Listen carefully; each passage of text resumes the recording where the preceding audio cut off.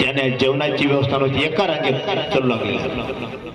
आणि ज्ञानेश्वर महाराज पुढे गेल्याचे निवृत्ती सोपान आणि चिमुकली मुक्ताबाई अशी बस उभे ना नाही. हे बघा, आम्ही आपल्या गावची विठ्ठलपंत कुलकर्णी यांचे चिरंजीव आचार्य भावंड. मग आम्हाला शुद्धीपत्र द्या, आम्हाला न्याय द्या, आम्हाला जातीत घ्या. जातीच्या बाहेर तुम्ही टाकलेलं आहे, वाईट टाकलेलं आहे. फक्त आमची तेवढी इच्छा घेऊ केशव पंतजी, आम्ही तुम्हाला आलेलो आहे. तिने विचार केला की नेमकं मात्र तुम्ही भगवंताच्या अंशज स्वतःला म्हणता, खरंच मात्र ते आहे काय? केला हाय सर्वांच्या ठिकाणी कणकणमी आहे भगवान किंवा विठ्ठल जडी तळी वरीला रिता ठावणे उरीला आजिम्या दृष्टीने पाहिला विठ्ठल विठ्ठलची.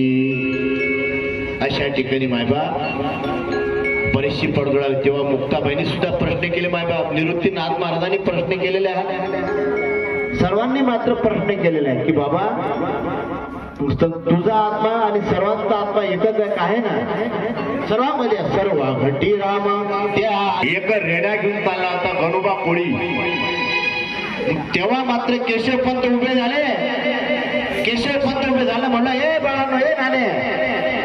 मग हा जो रेडा चाललेला या रेड्याचं नाव काय? तर केशव शास्त्रींनी प्रश्न केला त्या गणोबा कोळीला, हे गणोबा कोळी, या रेड्याचं नाव काय?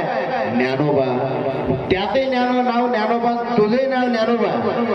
याला जर फटके मारलेस तुला फटकेला तर गाव लागते फटके. बरोबर, काय हरकत नाही. लगेच मात्र केशव शास्त्री खाली उतरला. तर त्याला फटकारलं. मायबा फटकारल्यानंतर बघा मग आता याची परीक्षा कशी घ्या, म्हणून तू आता एक काम कर. सर्वात हा जर तुझा आत्मा आहे तर हा वेद बोलते का? हा बोलते ना. ज्ञानेश्वर महाराज समोरासमोर आलेला. हो मागा सरक ना. हो बोलणार ना. लगेच मात्र बघा, तर लगेच मात्र ज्ञानेश्वर महाराजांनी कपाळावर हात ठेवलेला आहे. कपाळावर हात सोडला,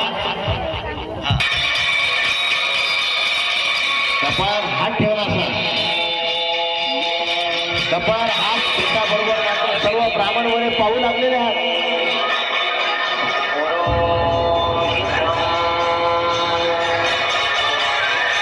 लगेच मात्र वेद बोलला. ऋग्वेद कठीण आहे.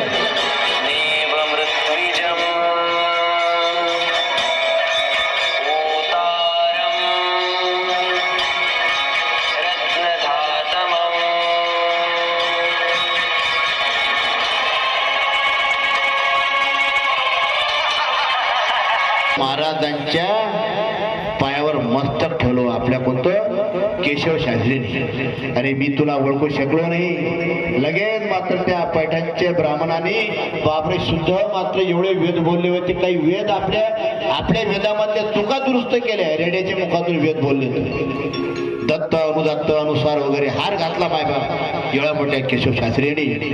बोला ज्ञानेश्वर महाराज की. एवढा मोठ्या ज्ञानेश्वर महाराजांची टीका टिप्पणी करणारे आता तेच मात्र ज्ञानोबाला डोक्यावर घेऊन मिरवणूक काढली बाबा त्या पैठणला. मोठी दिंडी यात्रा काढण्यात आली.